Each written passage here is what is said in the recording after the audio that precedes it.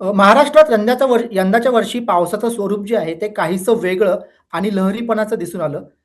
गेल्या काही दिवसांमधला पावसाचा जो काही प्रमाण आहे ते कमी झालंय. म्हणजे जूनमध्ये पाऊस पूर्णपणे दांडी मारली होती पावसाने. जुलै महिन्यामध्ये पावसाने जोरदार हजेरी लावली. त्यानंतर ऑगस्टचे काही सुरुवातीचे 1-2 दिवस सोडले, तर पुढचे संपूर्ण गेल्या काही आठवड्यांमध्ये पाऊस गायब झालेला आहे. त्यामुळे पावसाचा हा लहरीपणा दिसून आला आहे आणि पावसाच्या या संपूर्ण लहरीपणावरती किंवा पावसाच्या एकंदर अंदाजावरती बातचीत करण्यासाठी आपल्याकडे भारतीय हवामान विभागाचे शास्त्रज्ञ एच-डी सानप सर आहेत. सानप सर तुमचं एन-डी-टी-व्ही मराठीमध्ये खूप खूप स्वागत आहे. Thank you. सर माझा पहिला प्रश्न तुम्हाला असा आहे, की गेल्या काही दिवसांपासून पाऊस अक्षरशः गायब झालाय. कुठेच पाऊस दिसत नाहीये. तर पाऊस पुन्हा महाराष्ट्रामध्ये कधी येईल असा प्रश्न अनेकांना पडलाय. तर हवामान विभागाचा याबाबतचा काय अंदाज आहे? ओके. सध्या ॲक्चुअली बघितलं तर कोणतीही सिस्टम नाहीये. सिस्टम म्हणजेच कमी दाबाचं क्षेत्र असेल किंवा हवामान प्रणाली असेल, ज्यामुळे महाराष्ट्रातील विविध ठिकाणी किंवा सर्वदूर पाऊस पडेल, अशी यासाठी कोणतीही सिस्टम आता सध्या ॲक्टिव्ह नाहीये आणि त्यामुळं येणारे 4 ते 5 दिवस तरी महाराष्ट्रातील बहुतांश ठिकाणी पावसाचं प्रमाण खूप कमी असण्याची शक्यता आहे आणि ते हलक्या ते मध्यम स्वरूपाचंच असेल. जिथे स्पेशली घाटमाथ्यांवर किंवा कोकण किनारपट्टीला जो पाऊस पडतोय तो सुद्धा हलक्या ते मध्यम स्वरूपाचाच असण्याची शक्यता आहे. सर याला जोडून एक प्रश्न आहे. कोकण किनारपट्टीचा उल्लेख झाला. अ, कोकण किनारपट्टीचा एक इतिहास पाहिला तर कोकण किनारपट्टीमध्ये विशेषतः तळ कोकणामध्ये पावसाचं प्रमाण खूप जास्त असतं. परंतु यावर्षी काहीसं उलटं स्वरूप पाहायला मिळालं पावसाचं, की सिंधुदुर्गामध्ये पावसाच्या कमी म्हणजे पावसाच्या सरासरीपेक्षा कमी पावसाची नोंद सिंधुदुर्गामध्ये झालेली आहे. तर याबाबतचं हे असं का घडलंय यावर्षी? याबाबत तुमचं काय मत आहे? ॲक्चुअली मान्सूनचा पाऊस पडण्यासाठी विविध घटक जे आहेत ते कारणीभूत असतात आणि त्यातलं सर्वात महत्त्वाचं घटक म्हणजे मान्सूनचे वारे.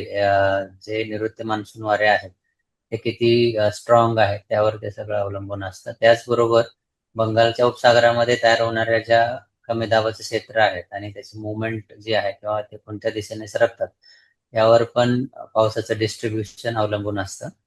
तर जुलैच्या पहिल्या आठवड्यात जो पाऊस झाला 1 ते 8 जुलैच्या दरम्यान, त्यावेळी उत्तर बंगालच्या उपसागरामध्ये एक कमी दाबाचं क्षेत्र तयार झालं होतं आणि ते अराउंड 21 डिग्री नॉर्थ जे लॅटिट्यूड आहे त्याच्या दरम्यान ईस्ट वेस्ट शेअर झोन, ज्याला आपण पूर्व पश्चिम द्रोणी रेषा असंही म्हणू शकतो, ती तिथे एक सक्रिय होती. त्याचबरोबर कोकण किनारपट्टीच्या लगत एक ज्याला ऑफशोर ट्रफ असं म्हटलं जातं किंवा उत्तर दक्षिण दिशेने सक्रिय असणारी एक द्रोणी रेषा असंही म्हणता येईल.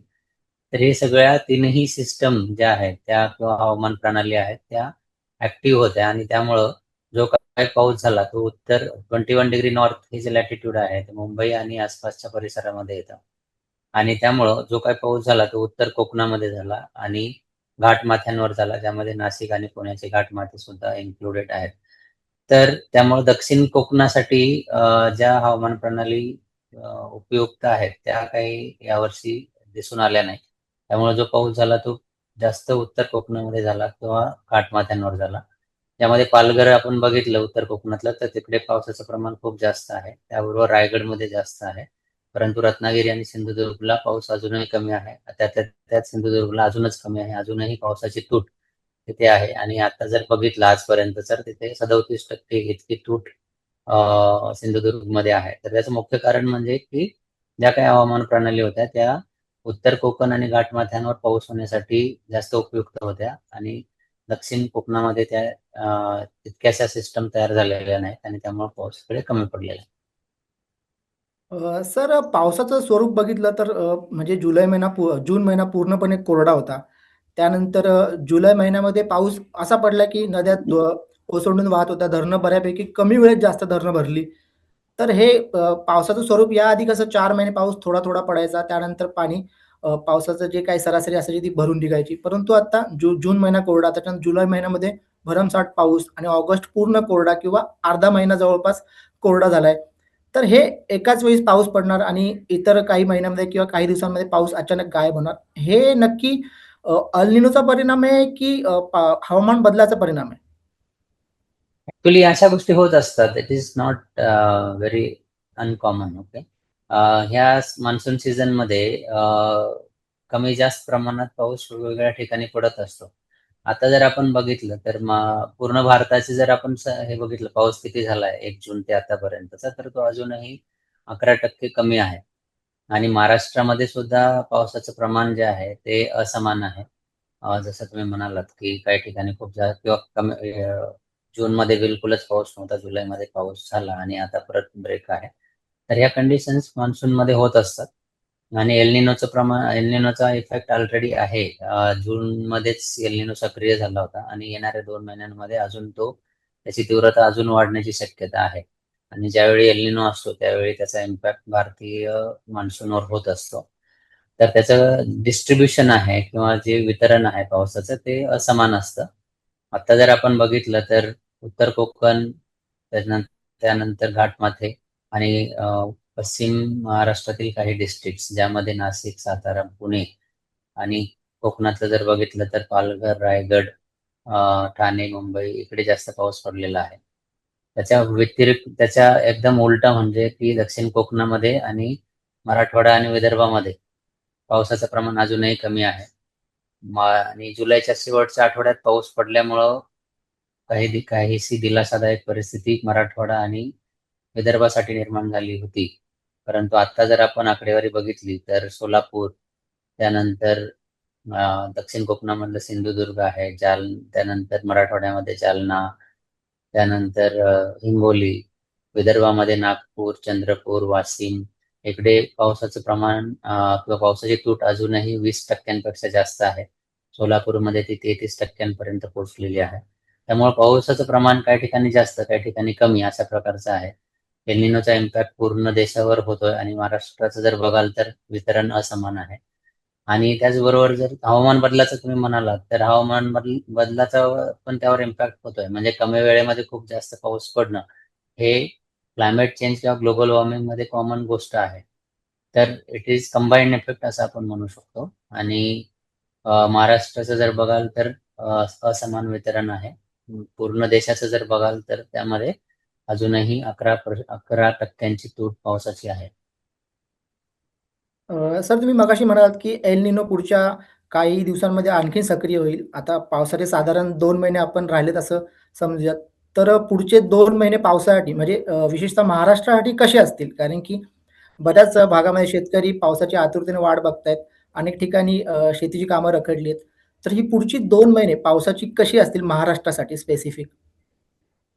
जसं आपण डिस्कस केलं, की बदलत्या हवामान ह्याच्यानुसार क्लायमेट चेंज किंवा ग्लोबल वॉर्मिंगच्या काळामध्ये काय होत असतं, की सडन चेंजेस खूप होत असतात. जसं आपण बघितलं, की जुलैमध्ये अ, जून पूर्ण कोरडा गेला. जुलैमध्ये एकापाठोपाठ एक 4 कमी दाबाचे क्षेत्र बंगालच्या उपसागरामध्ये तयार झाले आणि त्यातले 2 महाराष्ट्रासाठी खूप महत्त्वाचे किंवा उपयुक्त ठरले. पण त्यामध्ये सुद्धा प्रमाण जे आहे ते असमान राहिलं. त्यामुळे पुढच्या 2 महिन्यांचा अंदाज एकंदरीत जर आपण बघितला ऑगस्ट आणि सप्टेंबरचा, तर पावसाचं प्रमाण कमीच राहण्याची शक्यता आहे. पण जसं मी म्हणालो, की अ, हे सगळं कमी दाबाचे क्षेत्र कधी बनतंय किंवा हवामान प्रणाली कशा सक्रिय होत आहेत आणि कमी वेळेत खूप जास्त पाऊस पडणं या गोष्टी होऊ शकतात. आणि त्यामुळं आपण 5 ते 7 दिवसांचा जो आपला अंदाज आहे रादर दॅन पुढच्या 2 महिन्याचा अंदाज आपण बघण्यापेक्षा येणाऱ्या 5 ते 7 दिवसांचा जो अंदाज आहे त्याकडे जास्त लक्ष देणं गरजेचं आहे. कारण त्यावरच सगळं डिस्ट्रिब्युशन किंवा पावसाचं प्रमाण आणि वितरण कसं असेल हे समजतं किंवा ठरलं जातं. तर मला असं वाटतं, की 5 ते 7 दिवसांचा जो अंदाज आहे किंवा शॉर्ट टू मीडियम रेंज जो फोरकास्ट आहे आमचा, त्याकडे जास्त लक्ष देणं गरजेचं आहे. आणि ॲज पर दॅट येणारे 5 ते 7 दिवस पाऊस जो आहे तो त्याचं प्रमाण कमी असण्याची शक्यता आहे आणि सर्वदूर पावसाची शक्यता नाही. आणि त्याचबरोबर एकदम मुसळधार पाऊस पडण्याची शक्यता येणारे 5 दिवस नाही. आणि त्यामध्ये जर काही बदल असले, तर तसे आपण अपडेट देत असतो, तर तसे अपडेट दिले जातात. ओके. सर एक शेवटचा प्रश्न आहे, कुतूहलाचा प्रश्न आहे, की हवामान खातं बोललं, की आधी जो अंदाज देईल त्याच्या उलट घडायचं. काही वर्षांपूर्वी असा एक म्हणजे असंच घडायचं बऱ्याचदा. परंतु गेली काही वर्ष पाहिली किंवा यावर्षी पाहिलं तर हवामान विभाग जे सांगेल तेच घडते. तंतोतंत हवामानाचे अंदाज अगदी बरोबर येतायत. तर हवामान विभागामध्ये नेमके काय बदल झालेत, की हे अंदाज एकदम बरोबर यायला लागलेले आहेत? ओके. ॲक्चुअली सगळ्यात महत्त्वाचं म्हणजे आपण एक गोष्ट समजून घेतली पाहिजे, की अ, हवामानाचा अंदाज जो आहे, तो आपण जगाच्या कोणत्याही कोपऱ्यात गेलं तर तो एकदम 100% बरोबर येईलच असं नाहीये आणि त्याला काही लिमिटेशन्स आहेत आणि त्यामध्ये सुद्धा भारतीय उपखंड असेल किंवा मग विषुववृत्तापासून 30 डिग्री उत्तरेला किंवा दक्षिणेला आपण जातो, त्याला आपण ट्रॉपिकल रिजन असं म्हणतो. ट्रॉपिकल रिजनमध्ये हीटिंग जास्त असते. विषुववृत्तापासून जवळ असल्यामुळं इकडे जास्त हीटिंग असते किंवा सन ह्या रिजनमध्ये जास्त काळ असल्यामुळे आपल्याकडे जास्त गरमी असते किंवा जास्त ऊन असतं.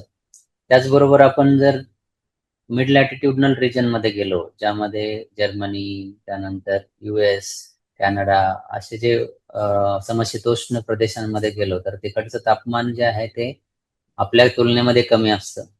आणि त्याचबरोबर आपलं जे वेदर आहे ते खूप डायनॅमिक आहे. म्हणजेच आज सकाळी जर ऊन पडलं असेल, दुपारी अचानक पाऊस पण पडू शकतो. आज खूपच गरमी होत असेल, तर संध्याकाळी एकदम नॉर्मल पण वाटू शकतं. पण तिकडचं जे वातावरण आहे, ते एकदम युनिफॉर्म असतं पहिली गोष्ट. दुसरी गोष्ट म्हणजे की it is driven by waves. म्हणजे तिकडं वेव्ह ज्या आहेत किंवा लहरी आहेत, त्यावर तिकडचं वातावरण अवलंबून असतं. म्हणजेच मी एकदम सोप्या भाषेत जर सांगायचं, तर मी पुण्यावरून जर मुंबईला निघालो आणि ट्रॅफिक वगैरे कमी असेल किंवा आपल्याला माहिती असेल की एवढीच ट्रॅफिक असण्याची शक्यता आहे. तर मला माहिती आहे की मी इथून निघाल्यानंतर मला मुंबईला पोहोचण्यासाठी किती वेळ लागू शकतो. तर त्यानुसार मला तिथं मी कधी पोहोचू शकते मला कळू शकतं. तसंच तिकडचं वेदर आहे. समजा एका रिजनवरची वेव्ह दुसऱ्या रिजनवर जाण्यासाठी किती वेळ लागेल हे मला माहीत आहे. त्यामुळं तिकडचं वेदर 2 दिवसानंतर किती असेल किंवा येणाऱ्या काही तासानंतर कसं असेल हे सांगणं काहीसं सोपं पडतं आणि त्यामुळे तिकडचा अंदाज तुलनेनं चांगला आहे. तर तिकडचे जरी आणि असं नाहीये की भारतीय हवामान विभाग इतर देशांचे किंवा यूएसचे, युरोपचे मॉडेल्स वापरत नाही. आपण सुद्धा त्यांचे मॉडेल्स वापरतो आणि ते सुद्धा इकडे फेल होतात. आणि आपले मॉडेल जरी आपण तिकडे वापरलं, तर ते सुद्धा त्यात चांगल्या प्रकारे रिझल्ट किंवा हवामानाचा अंदाज हा समशीतोष्ण प्रदेशामध्ये देऊ शकतो. तर सर्वात महत्त्वाची गोष्ट आपण समजून घेणं गरजेचं आहे, की आपलं वातावरण किंवा आपलं जे हवामान आहे, ते वेगळं आहे कंप्लीटली आणि अ, समशीतोष्ण प्रदेशांमधलं किंवा युरोप किंवा मिड लॅटिट्यूडनल रिजनमधला जो हवामान आहे ते वेगळं आहे. त्यामुळं हवामानाचा जो अंदाज आहे तिकडे काहीसा सोपा पडतो, परंतु आपल्याकडे तो प्रेडिक्ट करणं डिफिकल्ट आहे. तरीही या सगळ्या गोष्टी जरी असल्या, तरी मागच्या काही वर्षांपासून भारतीय हवामान विभागाचा अंदाज हा त्याच्यामध्ये खूप सुधारणा झालेली आहे आणि त्याचं कारण म्हणजे भारतीय हवामान विभागामध्ये झालेल्या सुधारणा. सर्वात महत्त्वाचं म्हणजे की वेगवेगळे सॅटेलाइट्स जे आहेत ते इंडक्ट केले गेलेले आहेत. सध्या आपल्याकडं जिओ स्टेशनरी सॅटेलाइट्स आहेत 2. ज्यामध्ये एक आहे इन्सॅट 3D-R आणि इन्सॅट 3D-S. हे जिओ स्टेशनरी सॅटेलाइट आहेत आणि या सॅटेलाइटचा उपयोग करून आपण कंटिन्युअस वेदर मॉनिटर करत असतो. त्याचबरोबर रडार्स आहेत, रडार नेटवर्क आहेत आणि पूर्ण कोस्टल रिजनवर रडार लागले गेलेले आहेत आणि रडारमुळं सुद्धा आपण वेदर मॉनिटरिंग सोपं झालेलं आहे. त्याचबरोबर फोरकास्ट देण्यासाठी आपल्याला मॉडेल्सची पण गरज असते आणि कोणताही मॉडेल रन करायचं असेल, तर तुमच्याकडं कम्प्युटेशनल पॉवर असणं गरजेचं आहे आणि कम्प्युटेशनल पॉवर म्हणजेच ज्यावेळी आपण वेदर फोरकास्ट देतो, तर अशा वेळी अ, जे मॉडेल्स आहेत ते नॉर्मल पीसी किंवा सर्व्हरवर चालत नसतात. त्यासाठी हाय परफॉर्मन्स कम्प्युटिंग किंवा HPCS असं म्हणतात त्याला, त्याची गरज असते किंवा सुपर कॉम्प्युटरची गरज असते. आणि मिनिस्ट्री ऑफ अर्थ सायन्सेस यांनी सुपर कॉम्प्युटर्स जे आहेत ते इंडक्ट केलेले आहेत आणि सुपर कॉम्प्युटर्सचा वापर करून हे मॉडेल्स रन केले जातात आणि येणाऱ्या काही दिवसांचा फोरकास्ट दिला जातो. तर एकंदरीतच बघायचं झालं तर ह्या सगळ्या गोष्टींमुळे जो अंदाज आहे तो त्यामध्ये सुधारणा झालेली दिसून येते. आता आपण जर बघितलं तर 1999-2000 त्यावेळेचा किंवा त्याच्या आधीचा जर काळ बघितला, तर त्यावेळी आपल्याकडे या सगळ्या इक्विपमेंट्स नव्हते, मॉडेल्स नव्हते किंवा रडार्सचे प्रमाण कमी होतं. त्यामुळं नक्कीच ऑलरेडी लिमिटेशन्स आहेत फोरकास्टिंगमध्ये आणि त्याचबरोबर आपण इक्विप्ड नव्हतो. आता आपण जर बघितलं तर आपल्याकडे सगळ्या टेक्नॉलॉजी आहे, state of the art technology आहे आणि त्यामुळं आपला अंदाज जो आहे तो सुधारलेला आहे आणि त्यामध्ये अजून इम्प्रूव्हमेंट होत आहे. नक्कीच सर, हवामान विभाग जे अंदाज देतं त्याचा नागरिकांना आणि शेतकऱ्यांना खूप फायदा होतो आणि तुम्ही सांगितल्याप्रमाणे पुढची 2 महिने जे आहेत ते महाराष्ट्रासाठी खूप महत्त्वाची आहेत. कारण की त्यावरतीच महाराष्ट्राचं जे काही शेतकऱ्यांचं भवितव्य किंवा इतर नागरिकांचं भवितव्य अवलंबून राहणार आहे पावसाच्या बाबतीतलं.